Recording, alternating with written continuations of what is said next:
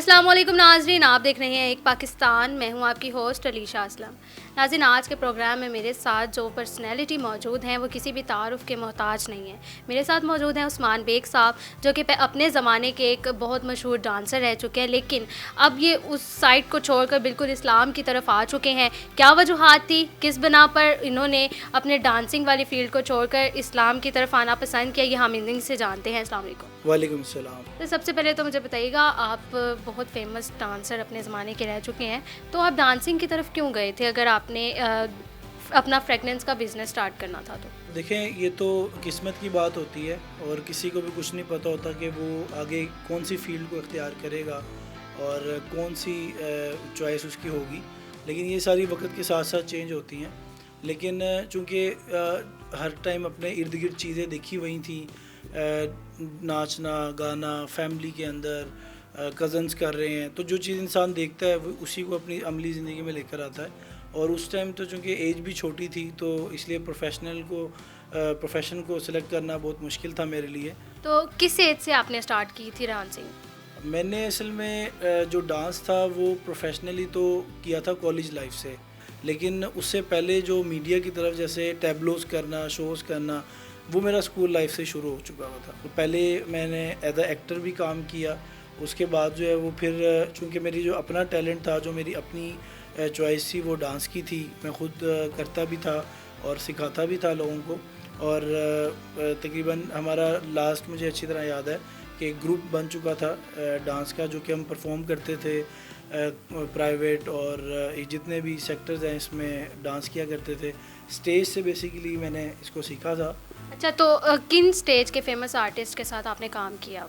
اس میں stage artist تو بہت سارے ہیں. پہلے تو ہم اسٹیج پہ جا کے دیکھتے تھے، سیکھتے تھے. اس میں کافی سارے آرٹسٹ سے ملاقاتیں ہوتی تھی. میلز کے اندر جو ہیں وہ ایمان اللہ صاحب بھی تھے. ان کی ایکٹنگ پہ غور کرتے تھے، پھر انہی کے ڈائلاگس کو سیکھتے تھے. اور اس کے علاوہ پھر فیمیل میں نرگس ہیں. اچھا، آپ کو یہ ضرورت کب محسوس ہوئی کہ آپ کو ڈانسنگ کو چھوڑ کر جو ہے وہ اس طرف آ جانا چاہیے، اسلام کی طرف آپ پراپرلی کب آئے؟ دیکھیں، یہ تو اللہ کی طرف سے چناؤ پہلے ہو جاتا ہے، لیکن ذریعہ اللہ دنیا میں بناتا ہے ہر چیز کا. تو اس میں جو میرا جو اپنا جو میرا اس میں انوالومنٹ تھی، وہ یہ تھی کہ میری اندر ایک تھوڑی سی طلب تھی کہ میں اچھا ایک نام کماؤں اور اس کے ساتھ میں غلط کام نہ کروں. یہ شروع سے میرے اندر ایک پوائنٹ تھا.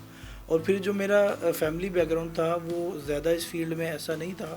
ہاں، فیملی کی حد تک ایونٹس کرتے تھے اور ڈانس بھی کرتے تھے، لیکن یہ تھا کہ میرے والدہ اور والد کی طرف سے ایسی بالکل بھی اجازت نہیں تھی. تو میں نے جو دین کی طرف آنے کے لیے جو ایفرٹ تھی میری، وہ اپنی بھی کچھ تھی. لیکن ذریعہ ایک نوجوان تھا جو کہ ہماری مسجد میں گلشن ابھی میں رہتا تھا یہاں لاہور میں. تو وہاں پر وہ ایک نوجوان ملا، تو اس سے کافی اچھی اسلام دعا ہو گئی. اس سے پہلے میری والدہ جو ہے وہ کافی مجھے نوٹ کرتی تھیں، میری لائف کو، میری اسٹرگل کو دیکھ رہی تھیں. تو اس میں ایک بے سکونی کا ایلیمنٹ کافی زیادہ آ چکا تھا. تو میں ان کے ساتھ شیئر بھی کرتا تھا، وہ میرے حالات دیکھتی بھی تھیں. تو مجھے وہ اکثر یہ کہتی تھیں کہ بیٹا دین کی طرف چلو، نماز پڑھا کرو، صدقہ دیا کرو، یاسین پڑھ کے جایا کرو. بائی نیچر جو اللہ نے مسلمان کے دل میں ڈالا ہے کہ وہ جب دین کی طرف جانا چاہتا ہے تو وہ اس کے اندر اس کو اٹریکشن پیدا ہونا لگ جاتی ہے. تو وہ مجھے خوف سا طاری ہو گیا. پھر ایک ہفتے کے لیے میں نے نمازیں شروع کر دیں، پھر چھوڑ دیا. پھر اس کے 2 سال بعد جو ہے وہ اللہ نے پھر ایک بندے کو ذریعہ بنایا. اچھا، تو آپ نے اپنا یہ اب فریگرنس کا جو ہے بزنس سٹارٹ کیا ہے، تو آپ کو یہ ضرورت کیوں محسوس ہوئی کہ آپ نے صرف عطر اور یہ پرفیومز انہی چیزوں کو کیوں چوز کیا؟ آپ آج کل دیکھیں کہ ہر برانڈ جو ہے وہ فریگرنسز کو انوالو کر رہا ہے اپنے کام کے اندر. حال ہی میں ہمارے علماء کرام نے بھی اس کام کو شروع کیا، اور جو ہے وہ اس سے پہلے جتنے بھی برانڈز ہیں وہ کر رہے ہیں. لیکن یہ کام کی جو چناؤ ہے یہ اللہ کی طرف سے ہے، ایک کپڑا اور ایک خوشبو. ہم یہ جو فریگرنسز امپورٹ کرتے ہیں وہ India, Malaysia, Cambodia, Thailand, Switzerland, یہاں سے ہم امپورٹ کرتے ہیں.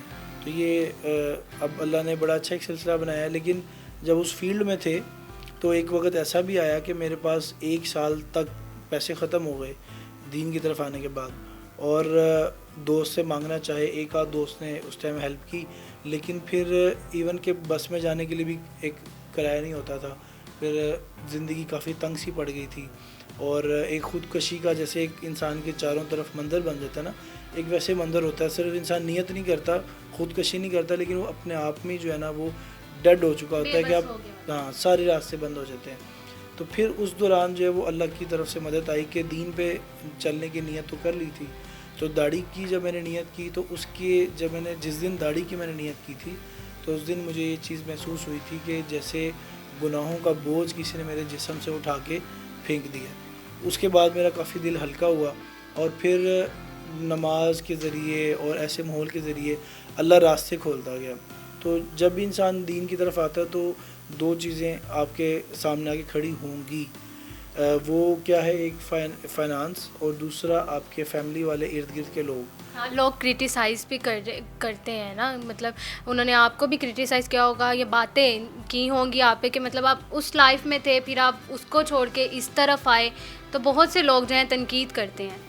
دو ایسے لوگ ہیں جو تنقید کرتے ہیں. ایک وہ طبقہ ہے جو کہ آپ کے ساتھ پہلے کام کرتا تھا، وہ آپ کو کرٹیسائز اس لیے کرتا ہے، وہ کہتا ہے یار یہ مولوی بڑے خشک ہوتے ہیں، یہ جو ہیں وہ بس ان کی ایک زندگی چٹائی ہے، مسجد ہے. ایسا نہیں ہے.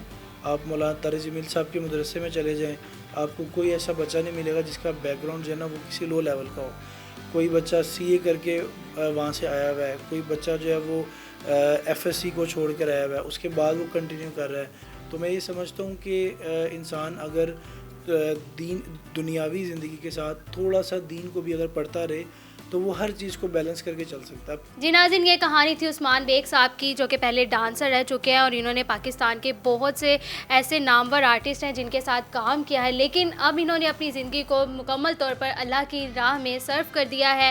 اللہ تعالی ہم سب کو بھی دین کی راہ پر چلنے کی توفیق عطا فرمائے. اسی کے ساتھ اپنی میزبان علیشہ اسلم کو اجازت دیجیے. اللہ حافظ.